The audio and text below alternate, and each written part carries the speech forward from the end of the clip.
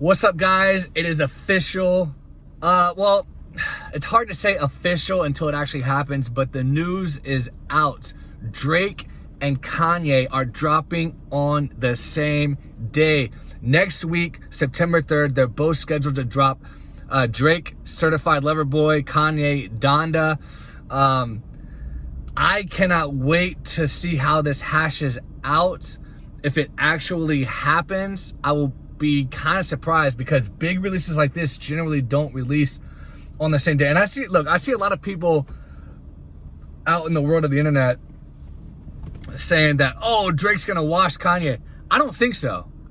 Granted, Kanye's last two albums, Ye and or actually last three, Ye, Pablo, and Jesus is King, they all three didn't do great sales, but that's because Kanye wasn't even caring about sales. I mean, if you look at the Pablo album, he dropped that exclusively on Tidal. He wasn't even going for sales. I'm sure Tidal paid him a big bag just to drop it exclusively, and then he put it on Apple Music like way later. It wasn't even available for sale, and it still debuted at number one with over 100,000 copies once he moved it over to Apple Music. So he wasn't even trying for sales. And with Ye, he only put 7 tracks on the thing. So he didn't push any singles. He just put out a 7-track EP, basically. He called it an album, and it did over 200K. That's crazy. Think about it. If you double that up, if you would have put 14 tracks on it, and everyone streamed the other 7 tracks the same as the first 7 tracks, he would have done over 400,000. He didn't even try.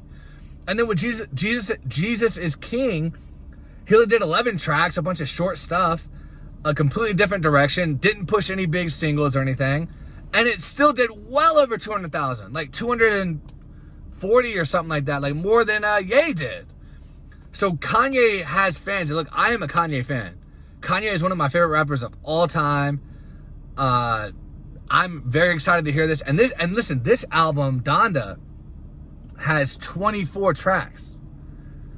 Supposedly, that's what the track list, I mean, it doesn't say the names of the songs or anything, but the track list uploaded on Apple Music says there's going to be 24 songs. That's a double album.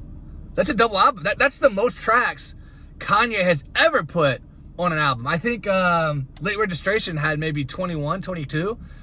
So 24 is crazy. I don't know how long they're going to be or if there's going to be interludes or whatever, but 24 songs is insane. So I'm sure, Drake, he loves to play the streaming game. His last album, Scorpion, had like 27 tracks, I think, and that did like over 700K. But again, Drake, I find it very hard to fathom really that he's putting this album out, because usually Drake, he pushes like a single first. There's been no singles on here. I mean, he put out that little Scary Hours 2 EP, or whatever you want to call it, earlier this year. And, those songs made a dent in the Hot 100. Once at Knees with Lil Baby was kind of a hit, and the other one was kind of a hit. And even the Lemon Pepper Freestyle, debuted in the top 10. It wasn't a hit necessarily, but, it still did numbers the first week. So why is he putting this out without putting a video out, without putting some sort of single out? I don't agree with that strategy personally, but Drake's got money. It doesn't matter. He's going to be rich regardless. But in terms of his career, I wouldn't do it, but it's not going to really matter at the end of the day. I mean, Drake is Drake. He's going to be big. He's going to be popular. So this is going to be interesting to see. I think Drake's going to load Certified Lover Boy with tracks. I think he's going to do close to 30 songs, maybe around the same as Scorpion, 27. He's not going to put out like a 14 or 15 track album, especially if he's going up against Kanye that has 24 tracks coming. He's got to, put a lot on there to get people to stream over and over again. In terms of what am I more looking forward to? Kanye, period, bar none. I've never been a huge Drake fan. Of course, I love some of his songs. There are some classics in his catalog, no doubt. Best I Ever Had, love it. I Want to Fuck Every Girl in the World. I know that's not his song, but he did the chorus on it with Lil Wayne. Love that song. And there's others. I can't think of it on the top of my head. It's not his song, but Pop That with French Montana, his verse in that song, fucking flames. He's got some crazy verses and songs out there that I absolutely love. But in terms of his cohesiveness and his projects he's put out, I've never loved a Drake album. Even Take Care, which is probably his best, didn't love it. I mean, yeah, it has some good songs, but it just wasn't he's not my favorite rapper. I'm not a Drake stan. I guess you could kind of call me a Kanye stan. I'm not really a Kanye stan, but I've loved every Kanye project. Except Jesus is King. That wasn't great, and Ye wasn't great. But for the most part, Kids See Ghosts, you know, that came out at the same time as Ye. Loved Kids See Ghosts, and so much of his stuff. He really hasn't had a bad album. And when I first heard College Dropout, I went absolutely insane. You know, Graduation was crazy. Labor Demonstration, like I mentioned earlier, was crazy. So I am a huge Kanye fan. So obviously, I don't really care about the Drake album. I always listen to Drake. I'm going to listen to the album for sure. I mean, I don't miss a Drake project, but I've never loved a Drake project. So I'm much more looking forward to Donda. So are they really going to drop the same day, guys? This is going to be nuts for the hip-hop industry, for the hip-hop culture, for the hip-hop world. This is going to be crazy.